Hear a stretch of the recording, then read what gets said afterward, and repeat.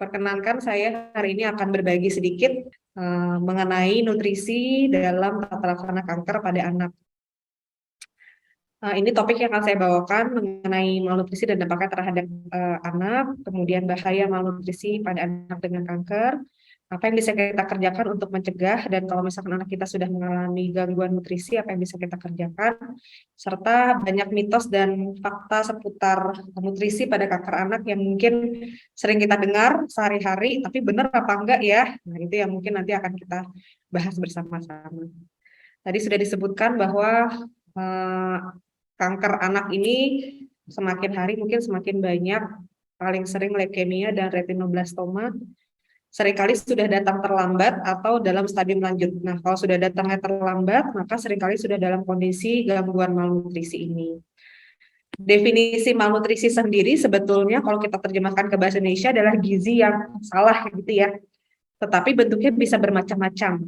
Tidak hanya kurus, tapi juga bisa gemuk, atau yang sekarang sering digembar-gemborkan oleh Pak Jokowi namanya stunting, atau dia pendek dibandingkan teman-teman seusianya karena kekurangan nutrisi jangka panjang. Nah, anak-anak dengan kanker ini adalah salah satu populasi yang beresiko mengalami stunting lebih tinggi. Kenapa? Karena dia memang satu, asupan makannya lebih sedikit biasanya, atau misalkan karena kankernya energi yang mesti dikeluarkan lebih banyak ya, sehingga kita harus memperhatikan asupan nutrisi, kenaikan berat badan, juga tinggi badan pada anak-anak dengan kanker. Kenapa anak kanker rentan mengalami malnutrisi ya? Malnutrisi yang kurang atau undernutrisi atau gizi kurang gizi buruk biasanya tentu karena asupannya kurang tapi metabolismenya tinggi ya. Ditambah lagi anak itu sedang tumbuh ya. Karena dia tumbuh kebutuhan energinya lebih banyak dibandingkan dengan dewasa. Sehingga oleh karena itu mereka sangat rentan mengalami resiko kekurangan gizi.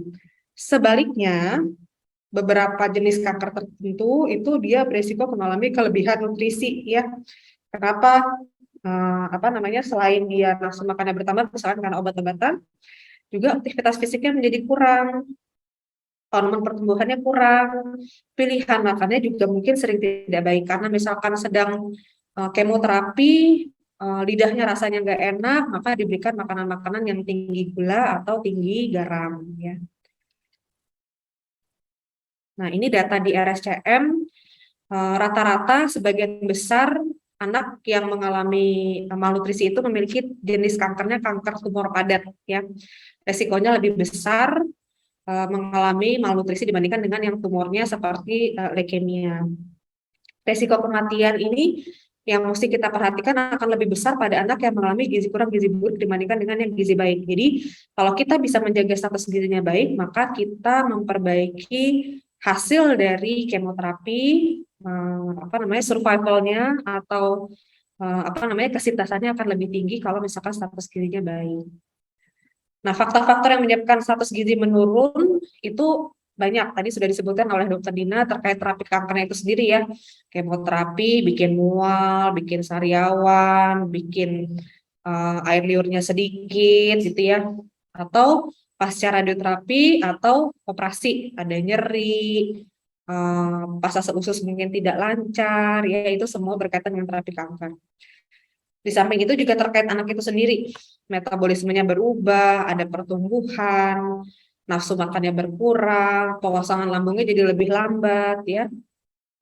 Juga ada efek tumornya itu sendiri ya. Tumornya besar sehingga menghambat saluran cernanya, atau misalkan si tumornya sendiri itu menghasilkan zat-zat yang menekan nafsu makan anak ya. Ditambah lagi dengan efek psikologisnya ya.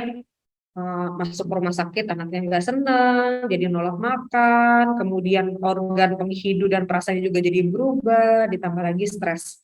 Semua ini mempengaruhi status gizi pada anak dengan kanker. Nah, anak dengan kanker bisa, tadi saya bilang bisa ada yang gizinya kurang gizi buruk, ada yang gemuk ya. Nah, kalau yang gemuk biasanya apa? Leukemia limfoblastik akut, terutama yang menerima radiasi kepala ya, radioterapi, atau dia menerima dosis steroid yang tinggi ya, obat-obatan kemoterapi pada kanker leukemia ini seringkali mendapatkan obat-obatan steroid terutama pada fase-fase awal ya. Sedangkan yang mengalami gizi kurang gizi buruk tadi tumor padat ya, yang resikonya lebih tinggi lagi adalah tumor padat stadium lanjut ya. Ini ada beberapa, Wilms tumor, neuroblastoma, rhabdomyosarcoma ya. Ini yang resikonya tinggi. Plus leukemia dan limfoma yang relapse, ini resikonya juga tinggi untuk mengalami gizi kurang atau gizi buruk. Sebaliknya, yang menyebabkan anak dengan kanker ini gemuk itu bisa beberapa. Bisa retensi air karena pengaruh obat, atau tadi nafsu makannya bertambah karena diberikan obat-obatan steroid, aktivitas fisiknya berkurang. Ini terutama pada anak dengan leukemia dan tumor otak. Ini dampak jangka pendek dan jangka panjangnya ya. Toleransi terhadap kemoterapi tadi menurun. Jadwal terapinya tertunda karena misalkan dia ada demam nih, ada infeksi karena gizinya kurang baik, jadi dia tidak bisa melawan infeksi dengan baik ya. Kemudian gampang capek, gampang anemia, hipoalbumin, padahal kalau mau kemoterapi HB-nya harus bagus gitu. Jadi sehingga kita harus memastikan bahwa status gizi juga baik ya. Kemudian mungkin ada dosis obatnya mesti disesuaikan. Kalau gizinya kurang gizi buruk, tidak bisa pakai dosis yang full gitu ya. Kemudian juga meningkat kualitas hidupnya juga jadi turun dan stres keluarga juga akan meningkat. Nah, jangka panjangnya ini tadi ya seperti saya sampaikan, stunting atau perawakan pendek karena kurang nutrisi itu bisa terjadi pada anak-anak dengan kanker ya. Jangka panjang mungkin nggak kelihatannya langsung sekarang, tapi mungkin 6 bulan lagi. Atau misalkan pun dia survive dari kanker, dia tumbuh bertambah usia, mempengaruhi perkembangan otaknya. Nanti ketika sudah masuk usia sekolah, ketika teman-teman yang mengerjakan soal matematika, misalkan dia butuh waktu 10 menit, anak dengan kanker yang dulunya mengalami gangguan nutrisi, mungkin butuh waktu lebih lama, 30 menit, atau bahkan dia jadi malas mengerjakan soal-soal matematika ya. Jadi ada gangguan kecerdasan dan perkembangan yang mungkin terjadi di kemudian hari. Selain itu juga ada resiko sindrom metabolik. Anak-anak yang gemuk tadi bukan berarti gemuk tuh lucu ya gitu ya. Bahkan anak-anak ini bahkan sudah bisa ada yang tekanan darahnya tinggi, atau misalkan ada diabetes ya akibat obat-obatan ya, atau misalkan kolesterolnya tinggi, maka kita harus memperhatikan jangan sampai muncul tadi sindrom metabolik karena kegemukan akibat kemoterapinya atau aktivitas fisiknya yang kurang. Serta angka kematian yang juga lebih tinggi serta resiko osteoporosis. Nah, sekarang kalau misalkan kita ketemu pasien kanker anak, apa yang mesti dikerjakan? Biasanya kita mesti menilai nih, oh dia resiko tinggi atau resiko rendah. Kalau resikonya rendah, maka kita bagi nih, resiko rendah itu artinya dia biasanya status gizinya masih baik, atau malah ada resiko obesitas nih, karena penggunaan obat steroid. Maka yang mesti dijaga adalah menjaga supaya dia tidak makan makanan yang tinggi gula, tinggi garam, dengan kalorinya berlebih ya. Jadi nanti kita atur gimana caranya supaya dia tetap tumbuh baik tapi jangan sampai kegemukan ya. Biasanya nih rata-rata nih kalau misalkan sudah mulai dapat obat steroid ya untuk kemoterapi, itu karena nafsu makannya banyak, malam-malam minta makan juga, itu semuanya dilahap. Nah, akibatnya gampang gemuk. Nah, ini yang mesti kita atur. Misalkan boleh makannya tetap 3 kali sehari. Kalau misalkan pengen makan lagi, yang boleh ditambah apa? Misalkan, boleh makan buah, misalkan, atau misalkan minum air putih, atau cemilan lain yang sehat, misalkan kacang-kacangan, misalkan seperti itu. Tapi jangan misalkan makannya jadi 6 kali, makan nasi semua pakai lauk, misalkan gitu ya, karena nafsu makannya bertambah. Nah, gitu contohnya. Atau tadi ketika ada mual, muntah, diare, ada sariawan ya, maka ini disesuaikan, diberikan obat-obatan supaya pasiennya tidak mengalami mual muntahnya. Kalau diperlukan diberikan nutrisi melalui saluran selang makan atau infus sementara waktu sampai dengan efek kemoterapinya bisa teratasi. Nah, kalau yang risiko tinggi mengalami malnutrisi, kita lihat kalau status gizinya tetap sama, maka kita memberikan makanan biasa, tapi yang pilihannya kalorinya lebih tinggi. Tapi kalau misalkan status gizi sampai turun, ya turunnya berapa?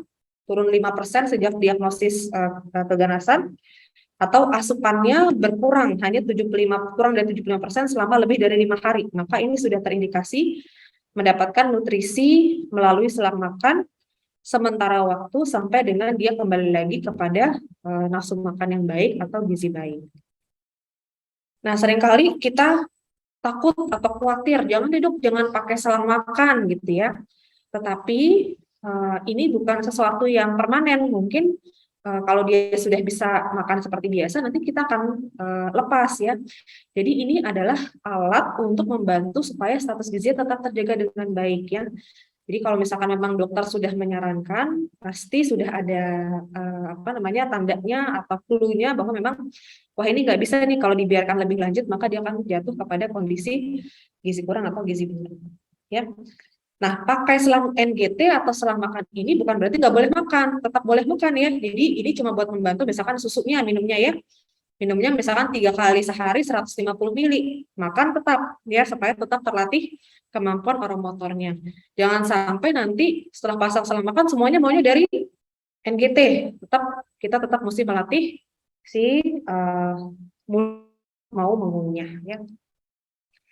Nah, pada kondisi tertentu butuh nutrisi parenteral ya, sariawan berat misalkan mukositis ya, dari mulut sampai dengan bawah. Nah, mungkin dia perlu dibantu dengan parenteral nutrition atau nutrisi dari infus ya. Atau diare yang berat ya, atau ada obstruksi saluran cerna sehingga dia tidak bisa menggunakan saluran cernanya dengan baik. Sehingga mungkin mesti dibantu, tidak bisa semuanya dari mulut, tidak bisa semuanya dari enteral, tidak bisa semuanya dari NGT, tapi harus dibantu dengan nutrisi dari infus ya. Nah, sekarang tadi ngomongin makanan apa sih yang untuk anak kanker ya. Nah, kalau misalkan lagi muntah, lagi mual, gimana caranya supaya anaknya bisa tetap tumbuh dok, supaya dia tetap tidak kekurangan nutrisi. Maka kita cari makanan yang dia sekali makan semuanya udah lengkap.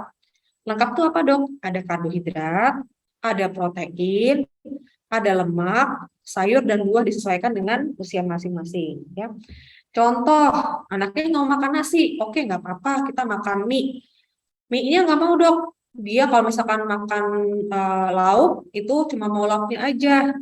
Mie-nya nggak disentuh misalkan. Maka kita mesti cari cara nih, misalkan, oh kalau gitu kita bikin martabak mie. Mie-nya udah ada, karbohidratnya misalkan, kemudian sudah ada telurnya ya dalam situ, mau ditambahkan daging juga boleh. Jadi dia makannya dalam bentuk sudah lengkap ya. Tentunya mie-nya bukan mie instan ya, tetapi misalkan mie telur gitu ya. Jadi supaya dia tetap dapat kalori yang cukup, proteinnya cukup, lemaknya juga sudah ada di dalam makanan tersebut ya. Atau misalkan maunya makan roti, nggak mau makan nasi, oke, nggak apa-apa. Jadi karbohidratnya kita ganti. Apa yang dia sukai, kita tambahkan sumber protein dan sumber lemak. Dengan tata laksana nutrisi yang tepat, maka kita bisa mencegah status gizinya turun ya. Ini penelitian di RSCM. Anak-anak yang mendapatkan asupan nutrisi yang baik, maka yang menjadi gizi baik lebih banyak, yang gizi kurang gizi buruk menurun ya. Harapannya adalah semua anak-anak dengan kanker bisa mengalami perbaikan status gizi ya. Nah, sekarang kita ngomongin mitos nih, banyak yang ngomongin kalau misalkan kanker tuh nggak boleh makan gula. Kalau kanker itu nggak boleh makan yang mentah-mentah. Kalau kanker itu mesti banyak makan buah dan sayur, misalkan seperti itu ya. Betul atau enggak sih hal tersebut ya, kita bahas satu persatu. Nih, ada namanya diet neutropenia ya. Diet neutropenia ini katanya mengurangi infeksi pada anak dengan kanker. Nah, untuk pasien dengan kekebalan tubuh yang menurun, jadi dikatakan ini untuk anak-anak dengan kekebalan tubuh yang menurun, katanya bisa mencegah bakteri dan mikroorganisme lain dalam makanan yang bisa menginfeksi anak kanker ya.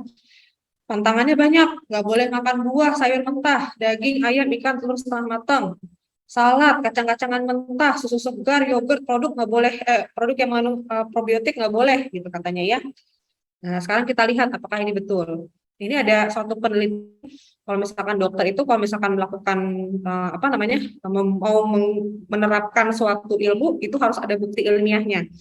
Nah, bukti ilmiahnya itu dengan suatu penelitian yang namanya systematic review atau meta-analisis namanya. Nah, dari suatu penelitian ini dikatakan bahwa saat ini tidak ada bukti untuk menggunakan diet neutropenia ini atau merestriksi makanan pada pasien-pasien dengan kondisi neutropenia atau lagi sumsum tulangnya lagi tertekan ya akibat kemoterapi. Jadi ini mitos. Apa yang harus kita kerjakan? Sama seperti anak yang lain, kita harus melakukan keamanan makanan, food safety atau keamanan pangan ya. Jadi kalau menyiapkan makanan anak kanker sama anak sehat itu sama saja. Mesti cuci tangan. Kemudian yang mentah sama yang matang mesti dipisahin. Nggak boleh bergabung di talenannya. Tomat sama daging yang masih mentah. Tomatnya mau dimakan langsung, daging mentahnya mau dimasak dulu, nggak boleh gabung. Kemudian mesti dimasak sampai dengan matang, ya. Kemudian kalau misalkan sudah tidak dimakan atau misalkan mau disimpan, harus disimpan di bawah suhu kurang dari 4 derajat, 5 derajat, ya. Jadi masuk ke dalam chiller, ya. Nah, ini rekomendasinya nih bagi pasien kanker anak. Badan POM Amerika Serikat bilang buah dan sayuran segar boleh dikonsumsi asalkan dicuci bersih. Kemudian kalau pakai makanan kaleng, maka harus bersihkan tutup makanan kalengnya sebelum dibuka. Masak harus matang dan sisa makanan harus disimpan di kulkas sesuai dengan suhu yang aman, yaitu di bawah 5 derajat Celcius. Kemudian ini memasak ya. Kalau masak ayam, kemudian daging, ikan, rata-rata suhu minimalnya itu adalah 70 derajat. Susah dok menghitung 70 derajat, nggak apa-apa, sampai matang 100 derajat, supaya gampang, boleh. Kalau mau nyimpen makanan di kulkas, tadi minimal 4 derajat Celcius ya, atau di bawah 5 derajat Celcius ya. Kalau misalkan mau tetap dalam bentuk hangat, boleh juga, tetapi suhu ininya, penghangat makanannya, minimalnya harusnya 60 derajat Celcius.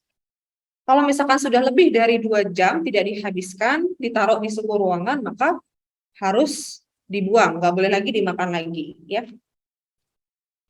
Ini adalah penyimpanan sisa makanan ya. Ini buat panduan saja kepada Bapak Ibu.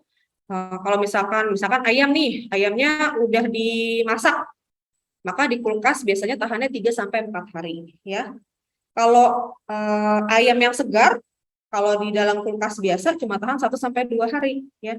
Tapi kalau di freezer bisa tahan 1 tahun, ya. Atau misalkan nih ayam goreng udah sisa kemarin nih, bisa tahan di kulkas berapa lama? 3-4 hari. Setelah itu harus diapain? Mesti dibuang. Jangan dikonsumsi lagi untuk anak-anak dengan kanker, ya. Terus kemudian mengkonsumsi antioksidan dapat membantu pengobatan kanker. Antioksidan itu apa sih? Antioksidan itu adalah zat yang menetralisir radikal bebas. Radikal bebas ini adalah molekul kecil yang merusak sel tubuh kita, sebenarnya diproduksi sendiri oleh tubuh kita ya sebagai zat sisa. Nah, dengan pemberian antioksidan ini akan menetralisir si radikal bebas tersebut ya. Radikal bebas ini diberikan antioksidan katanya pada pasien kanker akan membantu ya. Tetapi datanya sekarang masih inkonsisten atau tidak sama semua ya. Tetapi sepertinya bisa bermanfaat. Belum cukup bukti, tapi sepertinya menjanjikan. Nah, makanan apa yang tinggi antioksidan? Contohnya adalah yang mengandung beta karotin. Banyaknya di mana? Di bayam, misalkan. Terus kemudian vitamin E banyaknya di mana? Di kacang-kacangan, di minyak zaitun. Kemudian selenium banyaknya di mana? Di kacang-kacangan. Omega 3 banyaknya di mana? Banyak di ikan, contohnya ya. Kemudian vitamin C ya, jeruk, lemon, dan sumber vitamin C lain. Kemudian ada namanya diet alkalin. Nah, katanya ini diet alkalin ini bermanfaat nih untuk pengobatan kanker. Apa sih diet alkalin, dok? Nah, diet alkalin ini katanya klaimnya adalah makanan yang asam itu mengubah keseimbangan pH tubuh, bikin kankernya jadi subur. Nah, kemudian katanya makanan dan suplemen yang mengandung pH di atas 7 itu bisa membantu mengurangi gejala kankernya ya. Tetapi faktanya kalau kita minum air nih mengandung pH-nya udah di atas 7, begitu masuk ke saluran cerna kita ketemu lambung ya turun lagi pH-nya. Jadi nggak akan mempengaruhi ya, yang mempengaruhi mekanisme badan kita nih asam atau tidak asam itu diatur oleh sistem ginjal dan sistem pernafasan.